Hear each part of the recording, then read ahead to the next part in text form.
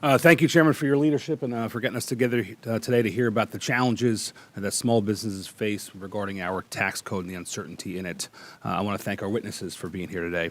I want to spend my 5 minutes today addressing an issue that is paramount to my Long Island constituents, and that is the state and local tax deduction, otherwise known as SALT.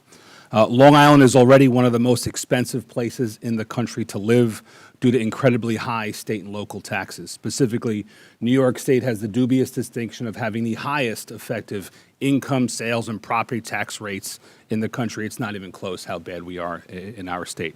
Now, that's a problem mostly created by Albany politicians and nobody in this town, thankfully. Nevertheless, the complex federal tax code presents challenges to small business and individuals like many of my constituents. And to help provide relief to that problem, many of my colleagues and I are working to increase or eliminate the SALT deduction cap to help support our constituents. One of the first bills I introduced in Congress was my SALT Fairness and Reduction Act, which would increase from $10,000 for individuals to $60,000 for individuals, $120,000 for married couples, and would also index that for inflation. This, many think, is common sense legislation that provides tax relief to those who need it, specifically small business and middle-class families, who are having to cut costs every day. I made a promise to my constituents that I wouldn't support any tax package here in the House without a reasonable SALT fix. And since day one, I've made that clear to every one of my colleagues. Unfortunately, earlier on in this Congress, the Wyden-Smith tax package did not have any reasonable fix for SALT, and I was forced to vote no on that package. Not giving up, however, many of my New York Republican colleagues and I then fought tooth and nail to ensure that a vote on a SALT increase got to the floor. We proudly introduced the SALT Marriage Penalty Elimination Act that would remove the marriage penalty and raise the SALT deduction cap to $20,000 for joint filers who have an adjusted gross income of $500,000 or less.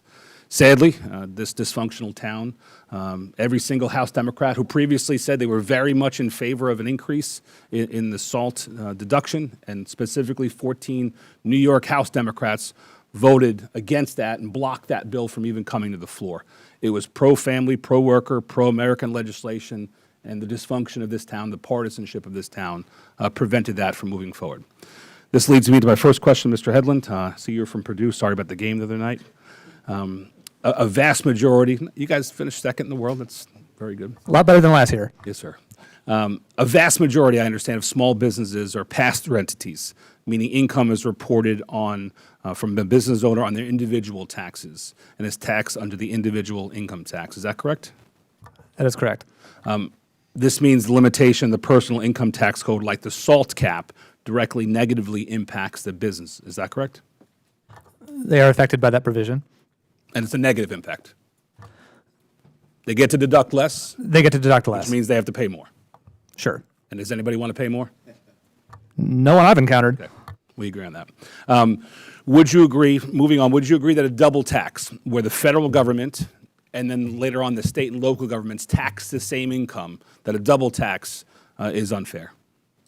So I would take a little bit of a different view there. I would say if there's a federal taxpayer living in Texas and one living in New York and they have the same income, that the one in Texas should not have to pay a higher federal tax because of the bad decisions that New York government is making. Great point. I've heard that from some of my colleagues. Now, what would you say about return on investment?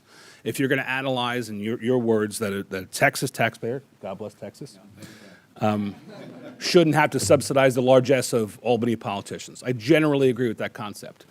But what would you say if the analysis then said that this town sends more back to Texas and some other states than they send back to New York based upon the revenue it collects from those? Specifically, New York State is a donor state, meaning that for every dollar a New York taxpayer sends to the federal government, we get a mere 85 cents back. In many of those same states who claim they're subsidizing my state's largesse, they're getting $1.25, $1.50, and $2. Would you say that's unfair, sir? I'd say that the money going back to a lot of these states, no one's really feeling the benefits of it. Government's way too big. So I'm 100% on board with you about we need to reduce the tax burden on everybody. Great. Let's talk about the marriage penalty real quick. So certain parts of the tax code disincentivize marriage, and specifically with respect to the most recent adjustment in the SALT code, the limitation is $10,000 regardless if you're an individual or you're married. So one person gets to deduct $10,000 from their taxes, but two people who happen to be married get to deduct the same 10,000, not 20,000. Is that fair, sir? I'm definitely against marriage penalties. Great. With that, I yield back, Mr. Chairman.